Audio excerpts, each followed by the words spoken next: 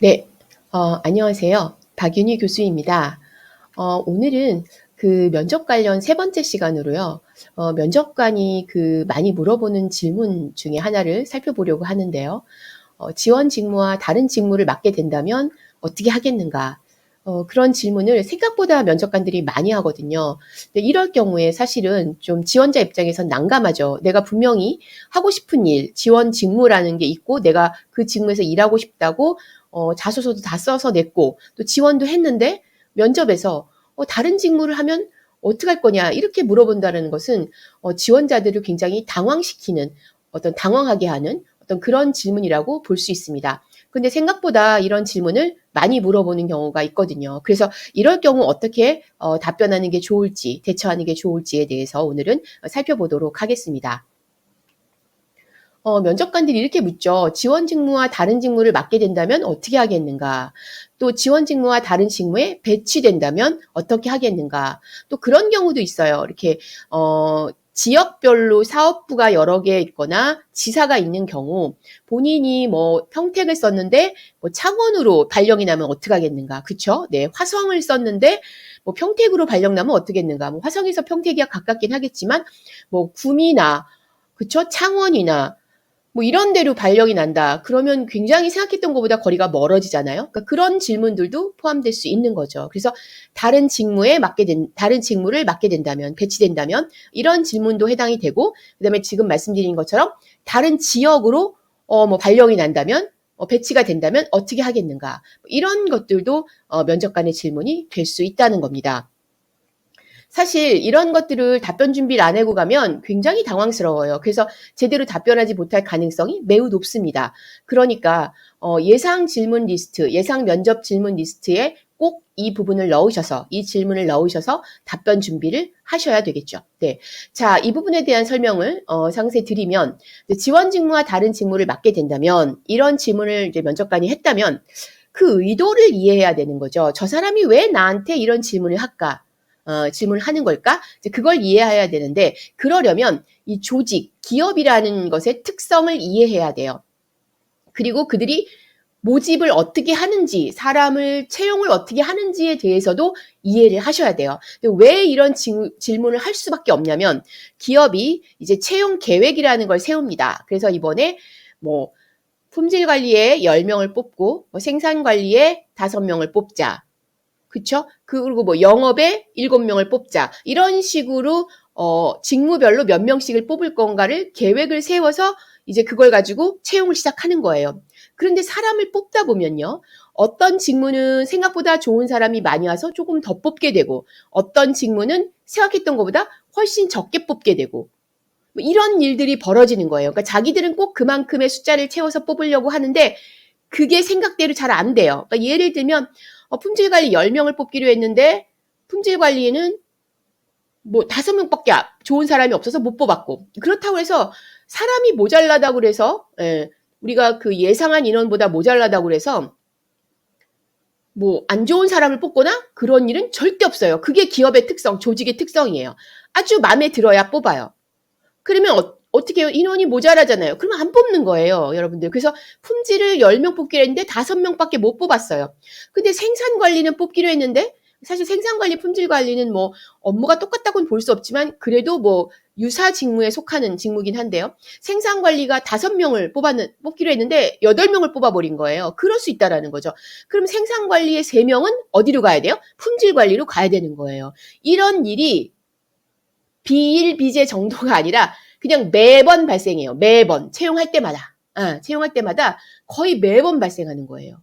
그러니까 이게 조직의 특성이에요. 채용에 관련된 특성. 그러면 여러분들 당연히 어때요? 지원 직무와 다른 직무를 맡게 된다면 어떡하겠는가? 이 질문을 할 수밖에 없어요. 예. 왜요? 그런 일이 비일비재니까. 진짜 매번 채용 때마다 발생하는 거예요. 그 다음에 또 한 가지. 내가 비록 품질관리라고 쓰고 내가 비록 생산관리라고 썼지만 연수원에서 연수를 받고 배치를 하는 기업들이 있어요. 대기업 같은 경우는 거의 3주, 뭐 한 달 정도 이 정도 그 신입사원 트레이닝을 시키고 그다음에 연수원에서 거둔 성적과 그리고 마지막에 이제 면담을 합니다. 직무에 관한 면담 같은 거 그런 걸 해가지고 개인 면담을 해요. 그래서 그걸 가지고 성적과 면담 내용을 고려해서 또 직무 배치를 하게 되거든요. 그러니까 내가 처음에 지원한 직무랑 전혀 관련 없는 그런 직무에 배치될 가능성도 매우 높은 거예요. 이게 조직의 특성입니다. 이거를 이해하시면 면접관이 왜 이런 질문을 하게 되는지, 거의 채용 때마다 매번 그런 일이 발생한다라는 거. 그럼 뭐라고 답변을 하셔야 되겠습니까? 이제 정확히 이해를 하셨죠? 조직의 특성을? 채용의 특성을 이해하신 거예요? 그럼 이제 뭐라고 답변할까 지금 살펴보죠. 예. 저는 괜찮습니다. 다른 직무 맡겨주셔도요. 저는 뭐든지 잘 해낼 자신 있습니다. 이거 머슴형 답변이라고 얘기를 해요. 머슴형 답변. 사실 나는 대학에서 4년 동안 공부를 한 그 분야 전문가예요, 나름. 아주 프로페셔널하다고는 얘기할 수 없어요. 왜냐면 현장 직무 경험이 별로 없으니까. 하지만 그래도 내가 4년 동안 깊이 있게 공부한 전공의 내용이 있고 그것에 맞춰 내가 직무를 지원했다면 나는 그래도 어느 정도 전문성을 갖고 있는 거예요. 근데 거기다 대고 아이고 시켜만 주세요. 아무거나 그냥 무조건 다 할 수 있습니다. 이거는 나는 전문성이 전혀 없는 사람이라는 걸 스스로 인정해버리는 거잖아요. 그걸 머슴형 답변이라고 해요. 머슴. 예, 뭔지 아시죠? 예. 그래서 무조건 그럼요. 아무 직무나 맡겨주세요. 열심히 하겠습니다. 이렇게 답변하는 건 절대 안 됩니다. 이렇게 답변하시지 마세요. 자존심을 지키셔야 합니다. 예. 그 다음에 또 이것도 안 좋아요. 자존심을 지켜야 된다. 박윤희 교수님이 그랬다. 자존심을 지켜라. 저는요, 제가 지원한 직무만 꼭 하고 싶습니다. 다른 직무는요, 하고 싶지 않아요. 이렇게 답변해도 안 돼요. 왜요? 조직의 특성을 말씀드렸잖아요. 조직이란 그런 곳이에요. 예. 매해 채용 때마다 이 인원의 밸런스가 안 맞아요. 예, 안 맞을 수밖에 없죠. 예. 어떤 직무는 많이 지원하고, 어떤 직무는 적게 지원하고. 그리고 많이 지원해도 좋은 사람이 없으면 기업은 그만큼 뽑는다, 안 뽑는다? 안 뽑는다고 그랬잖아요. 사람이 5명 뽑는데 1000명이 지원했어도 좋은 사람 없으면 안 뽑아요. 5명 아니라 한두 명밖에 안 뽑습니다. 그게 기업이거든요. 예, 그게 조직이거든요. 그쵸? 그렇기 때문에 늘 내 직무에 대한 배치는 유동적인 거예요. 근데 거기다 대고 저는 제가 지원한 생산관리 이외의 업무는 맡고 싶지 않습니다. 이렇게 하는 것도 정말 안 좋은 답변이에요. 이렇게 답변하시지도 않아야 돼요. 그럼 그러니까 자존심을 적당히 지키면서, 네. 그리고 유연하게 답변해야 되는 거죠. 그쵸? 네, 이제 그 가이드라인을 이제 여러분이 찾으셨을 거예요. 그래서 이렇게 답변하는 게 좋아요. 회사의 상황을 내가 잘 이해했다. 그리고 내 발전 가능성을 고려한다면, 우선 다른 직무에 배치된다 하더라도, 일단 그 직무를 하면서 또 내가 전문성을 키워나가고 또 기회가 되면 내가 지원한 직무에서 또 일을 할 수 있게 될 거라고 생각한다. 그러니까 회사의 입장을 충분히 이해한다. 응. 여러분 이해하실 수밖에 없죠. 상황이 그러한데 회사는. 그쵸? 채용 매번 할 때마다 그런 일이 발생한다고 제가 말씀드렸잖아요. 그러니까 내가 회사의 상황을 잘 이해하고 있고 또 내가 회사 내에서 인재로 성장해 나가기 위해서는 딱 내가 지원한 직무만 잘해서는 안 된다고 생각한다.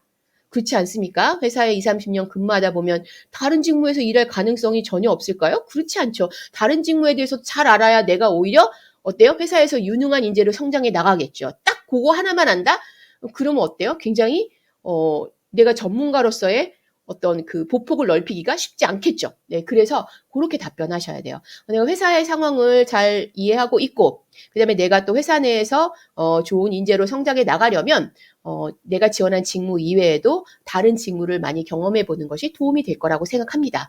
그래서 저는 회사에서 그렇게 배치를 한다면 다 이유가 있다고 생각을 하고 또 그것을 수용할 의사가 있습니다. 이렇게 답변을 하셔야 돼요. 네, 그게 모범 답안입니다, 여러분들. 네. 이제 그러면서 이제 마지막에 또 그렇게 얘기하죠. 이제 그럼에도 불구하고 또 기회가 된다면 제가 지원했던 직무에서 일해보고 싶습니다. 요런 정도로 살짝, 뒤끝 없이, 그렇게, 말씀을 하신다면 참 좋은 답변이 될 거라고, 말씀드릴 수 있습니다. 자, 그래서 지원 직무와 다른 직무를 맡게 된다면 어떻게 하겠습니까? 이렇게. 그리고 또 지원한 곳과 다른 곳으로 발령이 난다면 어떻게 하겠습니까? 그것도 비슷하게 답변하시면 되겠죠. 아니, 회사에서 몇십 년 근무하다 보면 내가 평택에만 근무하게 되겠어요? 그쵸. 구미도 갔다가 창원도 갔다가 울산도 갔다가 그렇게 해야 내가 위에 리더로 성장해. 리더가 되려면 어때요? 다 많이 알아야 되니까. 그렇게 될 거 아닙니까? 그러니까 답변 내용은 똑같은 거죠. 네, 그렇게 보시면 될 것 같습니다. 요렇게만 답변하신다면 저는 좋은 답변이 될 거라고 생각합니다. 오늘 제가 말씀드린 내용을 여러분들 잘 이렇게 마음에 담아 두시고 면접 보러 가실 때 요거에 대한 그 면접 우리가 그 질문을 뽑아가지고 리스트업해서 답변 준비를 하잖아요.